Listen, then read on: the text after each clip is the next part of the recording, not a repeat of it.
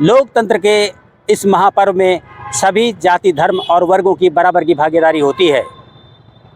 सभी लोग मतदान के लिए इस समय तैयार हैं। प्रयागराज में 25 मई को मतदान है और इस मतदान के पहले भूतपूर्व सैनिकों के क्या मुद्दे हैं उनसे बात करते हैं। हमारे साथ भूतपूर्व सैनिक हैं। सबसे पहले आपसे जानना चाहेंगे, हर समाज वर्ग के मुद्दे होते हैं, आप लोगों के मुद्दे क्या हैं इस चुनाव में? देखिए, सरकार पूरे देश की होती है और सबसे पहले शिक्षा, सुरक्षा, स्वास्थ्य तथा पेंशनर्स को पुरानी पेंशन बुढ़ापे में मिलती रहे, ये सब चीज़ों का ख्याल नई सरकार करे, अच्छी बात है।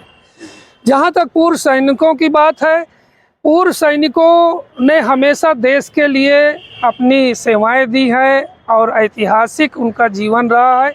उनके दो मुद्दे प्रमुख हैं। वन रैंक वन पेंशन, वो तो पूरा हो गया। वन रैंक वन पेंशन 2014 में जो वर्तमान सरकार है उसने पूरी तरह से दिया और 5 साल पे रिवीजन करने के लिए नियम बनाया। 5 साल का जो रिवीजन हुआ है वो 22 में हुआ है, 2019 में होना चाहिए था।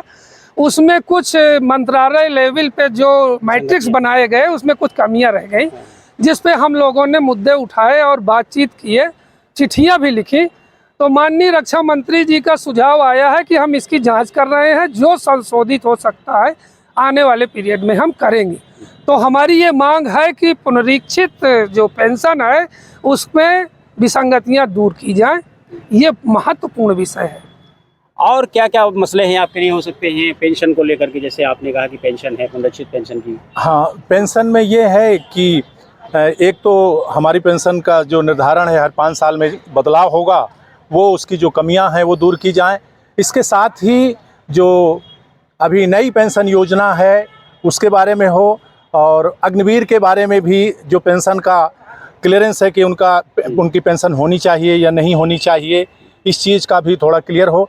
इसके साथ ही साथ हम सब पूर्व सैनिक देश के साथ हैं और देश के हर मुकाम पर हम लोग साथ रहेंगे, ये हम लोगों का वचन है। हाँ, सरकार ऐसी हो जो हमारे देश के लिए अंतर्राष्ट्रीय स्तर पर, देश के अंदर गरीबों के लिए, हर समाज के हर वर्ग के भलाई के लिए, अच्छे कामों के लिए रहे, यही हम लोगों का। कैसी सरकार चाहते हैं हमारे भूतपूर्व सैनिक? सरकार वो हो जो कि इस जनता का देखभाल करे, हमारे सैनिकों का देखभाल करे।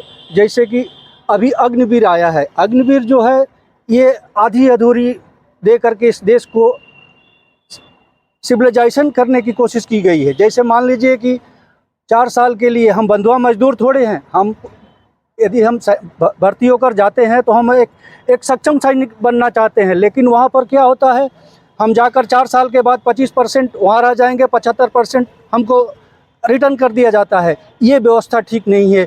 इसको अच्छी तरह से पूरे जैसे पहले था जिस तरह से इस तरह से लागू होना चाहिए, ताकि इस देश का नौजवान अपने देश के लिए कुर्बान हो और मर मिटने के लिए तैयार हो।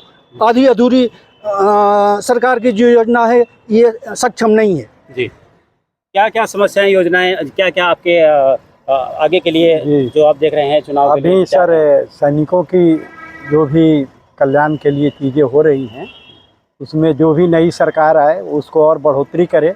और जैसे साहब ने, श्याम सुंदर जी ने बताया है, वन रैंक वन पेंशन का ये विसंगतियाँ जो है बहुत दूर होनी चाहिए।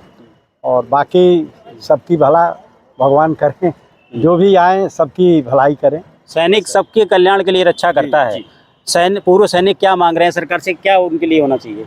देखिए, पहली मांग तो हम लोग की थी कि हम लोग जो पूर्व सैनिक हैं उनके लिए गृह कर जो है माफ़ करने की हमने मतलब नोटिस भी दिया था। इसके बारे में सरकार के पास नोटिस भी गई है, उत्तर प्रदेश सरकार के पास, लेकिन उसके बारे में अभी तक कोई, बाकी सब प्रदेशों में, कुछ प्रदेशों में जो है माफ़ की गई है, लेकिन अभी उत्तर प्रदेश में ऐसा कुछ हुआ नहीं है। जिससे हम सरकार से ही निवेदन करते हैं कि हमारी ये सुनवाई की जाए और सरकार ऐसी बने जो हमारे सैनिक के बारे में थोड़ा देख और जान करे। कुछ और लोग हैं, उनसे बात करते हैं। किस तरह की सरकार चाहते हैं और क्या मुद्दे हैं आपके चुनाव में? मैं ऑनरी लेफ्टिनेंट नरोत्तम त्रिपाठी। सरकार से हमारी अपेक्षाएं जो है अभी जैसा बताया गृह कर माफ़ हो, इसी के साथ साथ टोल टैक्स भी हमारा माफ़ होना चाहिए, जो कि हमारे यहाँ भी टोल टैक्स सैनिकों को रिटायर्ड होने के बाद देना पड़ता है। और हम लोग सब सेना के हैं, वयम राष्ट्रे जागृयाम, हम लोग राष्ट्र के प्रति समर्पित हैं, पहले भी समर्पित थे, आज भी हैं और कल भी रहेंगे। हम लोग देश के ही काम आए हैं और देश के ही काम आते रहेंगे। सरकार से हमारी यही अपेक्षा है कि जो राष्ट्र हित में हमारे साथ है, हम लोग हमेशा राष्ट्र हित में लगे रहेंगे। अच्छा, क्या है सरकार को लेकर आप लोगों का विजन, किस तरह की सरकार चाहते हैं, क्या मांगे? सरकार हमारे देश में जो भी बने अच्छी बने, हर मजबूत सरकार बने, सबका भला करे, हर वर्ग का भला करे। उसके साथ साथ जो हमारे पूर्व सैनिक हैं उनका भी भला करे, उनके हर मौके पर उनकी हर व्यवस्था पे उसको बढ़ चढ़ के हिस्सा लेना चाहिए। सरकार पूर्व सैनिकों का भला कर रही है कि नहीं? सरकार पूर्व सैनिकों का भला कर रही है, कुछ विसंगतियां हैं, उसको भी बैलेंस बना करके सरकार को चलना होगा। जैसे ओआरओपी में विसंगतियां हैं, उस पर सरकार काम भी कर रही है, हमारी संस्था ने चिट्ठी भी लिखा है, उसका जवाब आया है। उस विसंगतियों को दूर करना सरकार के लिए बहुत ज़रूरी है। कुछ एक बातें बहुत ही इम्पॉर्टेंट है कि जो पूर्व सैनिक को पहले से सुविधा मिलती थी, उस सुविधा को कटौती कर देना, यह एक पूर्व सैनिकों के बीच में काफ़ी कष्टदायक बात हो रही है। जैसे टोल टैक्स पहले माफ़ होता था, अभी नहीं माफ़ हो रहा है। अब मैं चाहूँगा कि सरकार इस पर भी ध्यान दे, और सरकार का ध्यान आधुनिक हथियारों पर, सब चीज़ पर बहुत बढ़िया है, लेकिन जो पूर्व सैनिकों की सुविधाओं की कटौती कर रहा है वो थोड़ा सा वापसी होनी चाहिए। क्या मुद्दे देख रहे हैं आप? मुद्दे में मैं सूबेदार मेजर बीएन सिंह बोल रहा हूँ। हमारी सरकार जो है सैनिक के ऊपर तो ध्यान दे रही है, लेकिन जिस तरह पहले था उस तरह नहीं है।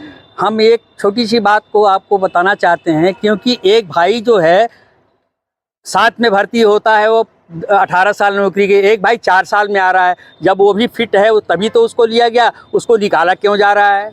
उसको निकालना नहीं चाहिए। आप बेशक जो है जितना आपको ऑथराइजेशन है उतना ही भर्ती कीजिए, लेकिन किसी को डिमोरलाइज नहीं करना है।